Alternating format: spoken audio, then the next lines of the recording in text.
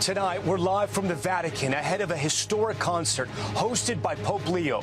While back home, dangerous storms are pounding the Northeast right now. Streets completely submerged, people pushing their cars through knee-deep waters. Rescues right now across the region. In Wisconsin, entire neighborhoods devastated by that monster tornado. Wind snapping power lines, trees crashing down onto roads. Survivors now returning to homes reduced to rubble. A powerful earthquake rocking Japan. This huge explosion collapsing a shopping mall. Dozens now feared trapped inside.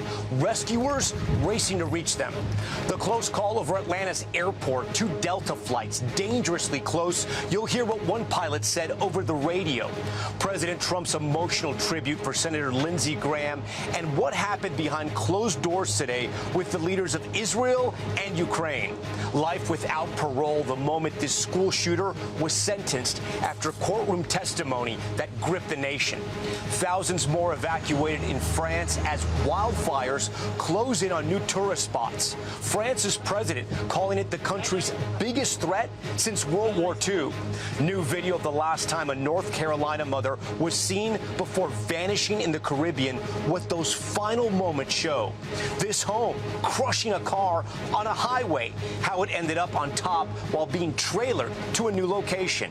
Plus, from here at the Vatican, the Pope preparing for a first-of-its-kind concert for peace. And we take you to the countryside and inside the Pope's private garden used by pontiffs for centuries. Nightly News starts right now. This is a special edition of NBC Nightly News.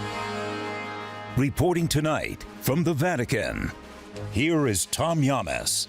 And good evening. We are live from the Vatican tonight, St. Peter's Basilica right behind me, and we are here ahead of a historic concert for peace tomorrow, hosted by Pope Leo. I'll get a chance to speak with the first American Pope right after. We'll have much more on this in a moment. But we want to begin back at home tonight in the dangerous storms lashing the East Coast right now. In New Jersey, the water waist deep, making streets impassable, forcing some to push their stranded cars out of the floods. You see it right here. In parts of Pennsylvania, roads looking more like rivers, water rescues already underway. And the threat for tens of millions is just ramping up, even a tornado watch in the Northeast. Meanwhile, in the Midwest, this is all that's left in some places. Homes and businesses completely flattened in this Wisconsin town. Residents there losing everything. This after a tornado brought catastrophic 140-mile-per-hour winds. We now know the twister was on the ground for more than 20 minutes. You see it yanking power lines torn straight out of the ground and leaving more than 150,000 without electricity across Wisconsin and Illinois. Maggie Vespa is in the center of it all for us tonight, and she starts us off. Tonight, punishing summer storms now pummeling tens of millions in the Northeast. Rainfall rates above 1.5 inches per hour in New Jersey. People pushing stalled out cars through floodwaters in Patterson.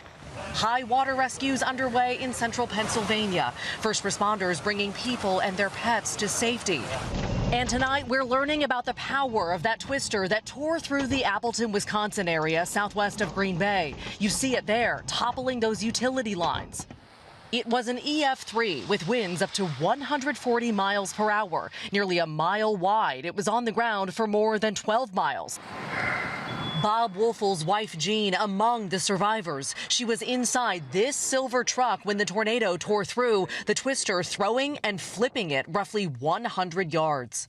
It brought her and rolled her all the way to this far. Wow. It's a miracle through God. Bob says a stranger smashed this window and pulled her out with only minor cuts and bruises. Happy she survived. So very, very blessed. Meanwhile, in suburban Chicago, a contractor swept away in an underground storm drain tonight, unaccounted for. Crews now shifting from a rescue to a recovery mission. The second contractor initially trapped, rescued and taken to the hospital.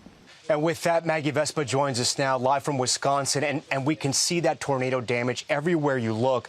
And the threat from that system that caused the damage is far from over tonight? Yeah, Tom, that's right. The same system that caused all of this destruction now sparking thunderstorm watches from the mid-Atlantic up through the East Coast, even a tornado watch, and tens of millions facing that flood threat. Tom? Maggie Vespa for us tonight. Maggie, we thank you for that. We are getting our first look at the damage from a deadly earthquake in Japan. Dozens injured, hundreds of thousands of people forced to evacuate, and now the race to save dozens trapped inside of a mall. Matt Bradley has the latest. Dangerous tremors shaking buildings and panicking shoppers in a frightening moment of chaos. One man shouting, my foot, it's trapped," when a 6.8 magnitude earthquake struck the southern Japanese island of Kyushu, injuring dozens and causing extensive damage across the island, forcing hundreds of thousands of people to evacuate,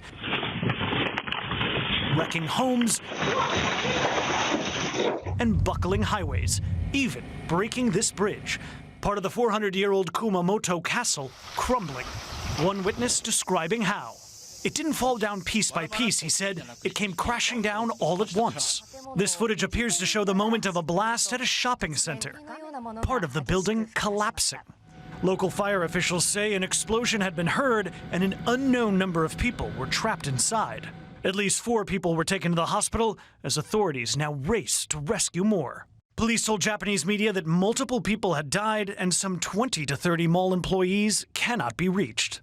Several people are also unaccounted for at a paper factory. Video from a local news service shows the devastation. "Saving lives is the government's top priority," said Japan's cabinet secretary.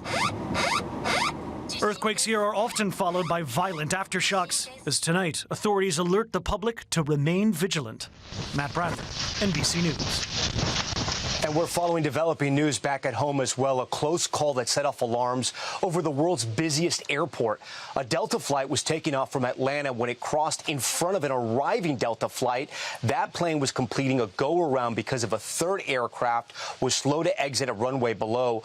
On air traffic control audio, you can hear one of the pilots shout, "My goodness." The close encounter set off onboard alerts, and the FAA is now investigating. In Washington, President Trump giving an emotional tribute at the funeral for Senator Lindsey Graham, as we're learning new details about the president's closed-door meetings today with the leaders of Ukraine and Israel. Garrett Haake is at the White House. Before pews packed with lawmakers and foreign leaders, he was a force of nature, and I will miss him greatly. President Trump honoring the late Senator Lindsey Graham. He was a man who gave America the full measure of his good and mighty heart until that heart itself just gave out. And joking about Graham's penchant for pushing to use American power around the globe. He never saw a war that he didn't like. Only his true friends would understand that, but he wanted it for the good of our country. He felt in his bones that our destiny is to win. Among those true friends, Ukraine's President Zelensky and Israeli Prime Minister Benjamin Netanyahu. Graham strongly supported them, and both were here today. After separate meetings with the president, Netanyahu saying they discussed their shared goal to ensure Iran will not have nuclear weapons. Today, as the war the president had predicted would last 4 to 6 weeks enters its 6th month, the president optimistic, with oil prices plummeting to around $80 a barrel. This is going to be better. As soon as this little situation gets worked out, I believe it's going to be better. It already is better. We have an amazing economy, and frankly, when this gets done, there'll be nothing to compete. While Zelensky followed his meeting here with a visit to Capitol Hill to push for new Russia sanctions, legislation now named after Senator Graham. Tom? Garrett, thank you. Here in Europe, thousands more evacuating those historic wildfires in France, Spain, and in Italy. Firefighters in an all-out battle to stop them, and the weather is not helping. Raf Sanchez is near the front lines in France. Tonight, relentless walls of flame raging across Europe as fire crews and military personnel battle historic blazes in France, Spain, and Italy. More than 360,000 residents and tourists have now been evacuated. One of the fiercest battles being fought in France's iconic Bordeaux wine region. The view from the front line captured on this French firefighter's body camera as their team confronts a blaze on a country road. It's very difficult for the firemen to fight the fire. France for the first time facing so-called fire clouds, pillars of smoke and flame so big they can generate their own lightning. France's President Macron on Monday calling the fires the worst situation they've had to deal with since World War II. While Spain confronts the largest wildfire in its history after separate fires merged into a monster blaze west of Madrid. Italy also now battling fires of their own. At this popular beach resort, aircraft flying perilously low before dipping into the sea to gather salt water to douse the flames, as Europe braces for more to come. Raph Sanchez joins us now live from Bordeaux, France. And Raph, there were more evacuations where you are today, including tourists being told to leave? Yeah, Tom, another 4,000 people ordered to evacuate from tourist sites along France's Atlantic coast today. Some of them are spending the night in an emergency shelter here, and in this tent, they're getting the really basic supplies like diapers and bottled water, which families so desperately need right now. Tom. Raph Sanchez for us. Raph, thank you. And we're here in Rome ahead of Pope Leo's Concert for Peace tomorrow. I'll get a chance to speak with the first American pope after that. He's now just over a year into his papacy, one that is embracing the past as it faces the future. White smoke from the Sistine Chapel, and a choice no conclave has ever made. For the first time, an American would lead the Catholic Church. Hovering over St. Peter's Square, the world met Cardinal Robert Prevost and would come to call him Pope Leo XIV. I know I can rely on each and every one of you to walk with me. Leo, after the 13th, the Pope who took on the Industrial Revolution. This Leo believes we're living through another one. Let's not fear artificial intelligence, but constantly keep the question of the human in play. His first encyclical, a teaching letter to the church, devoted entirely to AI. But technology is only part of his message. Leo, like Francis before him, has emerged as one of the world's most vocal advocates for migrants. As America turned 250, he spoke of the United States as a nation built by immigrants. As the country opened its doors to successive waves of immigrants, enabling them and their children to play their part. And the American Pope, unafraid to take on the American president. I have no fear of neither the Trump administration nor speaking out loudly about the message of the gospel. How would you describe the first American Pope's relationship with the American president? It's of course been tense. The Pope has been very clear that he is not trying to be intentionally adversarial, but he is going to stand up for what the church believes. All while maintaining his all-American roots and that Chicago pride. Pope Leo embracing the role of peacemaker in a world facing multiple wars. Almost every single day, this is his insistent message: peace, peace, peace. And now, that message taking center stage. And tomorrow, Pope Leo opens his summer retreat for a very special occasion. The backdrop, these gardens, which have hosted pontiffs for centuries. And at the top of a hill, this stage is being built for a choir of more than 160 children from war-torn areas all over the globe. They'll sing with tenor Andrea Bocelli. The Pope is calling it a concert for peace. Bocelli will sing with children from places marred by tragedy, the Holy Land, Uganda, and parts of Italy. As year 2 tests whether Pope Leo's bridge building can reach a divided church and a polarized world. And you can watch that concert tomorrow right here on NBC, and we'll have my visit with the Pope here on Nightly News. Still ahead tonight here from the Vatican. If you've ever wondered where a Pope vacations, tonight we'll take you inside his private estate and the site of his historic concert for peace. Plus the sentencing today for a school shooter after an emotional court hearing. And the search for a missing American on vacation. The last known video of her just in tonight will show you it. We're back in a moment, live from the Vatican on Nightly News.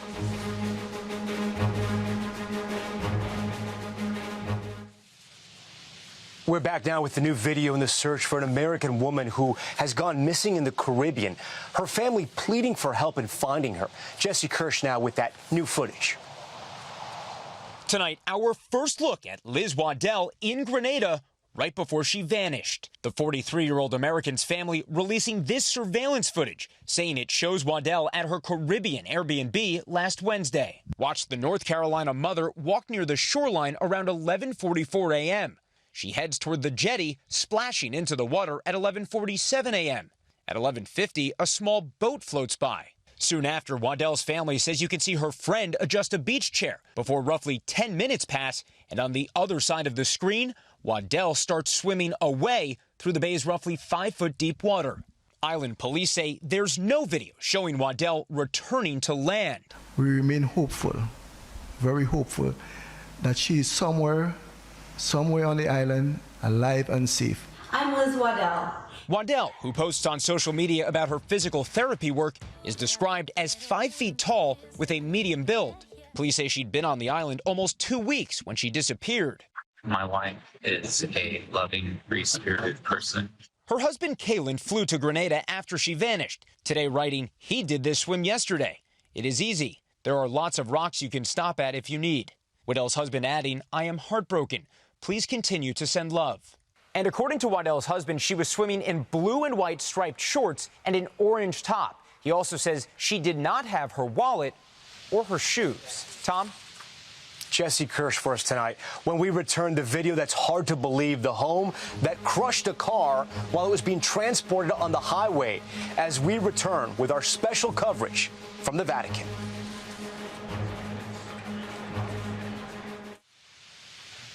We're back now with news from Georgia, where 16-year-old Colt Gray, the confessed shooter who killed 4 people at Appalachia High School in 2024, was sentenced to life in prison without parole today. The prosecution painted a picture of a teenager who idolized previous school shooters and set out to gain notoriety through his attacks on his classmates. Also in Georgia, look at this mobile home landing on a car after a giant chain reaction highway crash. The home was being trailered before it toppled onto this car, crushing it. State Patrol says the initial collision set off a series of crashes with 17 vehicles. Officials say 9 people were hospitalized. All right, when we come back, we'll take you from here at the Vatican to the place popes have gone for 400 years to get away from it all. And tonight, they're taking us for a tour.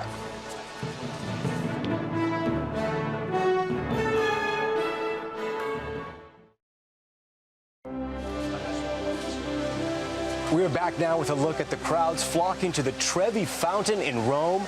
So many summer travelers in the Eternal City tonight. And behind me, St. Peter's Basilica and Square, where the Pope does so much of his important work. But even popes need time off. And tonight we take you into his private vacation retreat. He wants the world not only to see, but visit. For 400 years, popes have come here to get away and to reconnect with the outside world. Majestic gardens covering more than 130 acres and views capturing Rome and masterpiece sunsets. Father Manny, this is such a beautiful place. It's majestic. Why does Pope Leo love being here? I think one of the things is that it allows him a little bit of privacy and respite, the very things that he doesn't have at St. Peter's Square. He's able to come into the beauty of this place and recharge. He loves it. NBC News given rare access to tour the grounds, called Borgo Laudato Si, the gardens, part of the papal retreat in Castel Gandolfo. Father Manny Durantis is the director. So now I want to show you this very special place, which is the spiritual heart of Borgo Laudato Si. Oh, wow. Look at this. We're taken to a remote section hidden among a canopy of trees. This ancient Roman path built more than 1,000 years ago. In the distance, a statue of the Virgin Mary. Father Manny, you don't happen to know the last time Pope Leo was here, huh?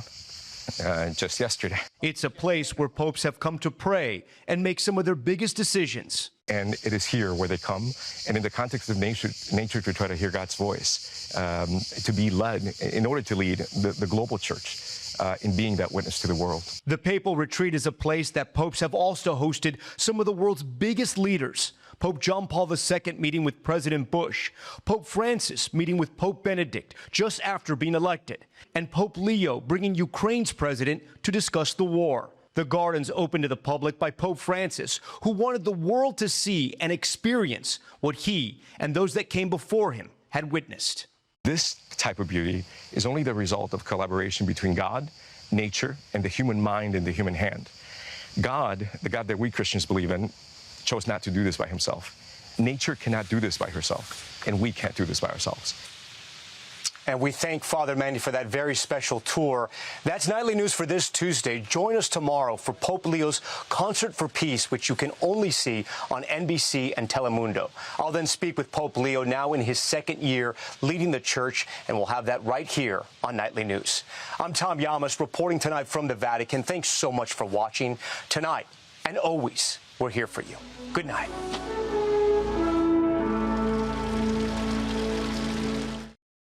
We thank you for watching, and remember, stay updated on breaking news and top stories on the NBC News app or watch live on our YouTube channel.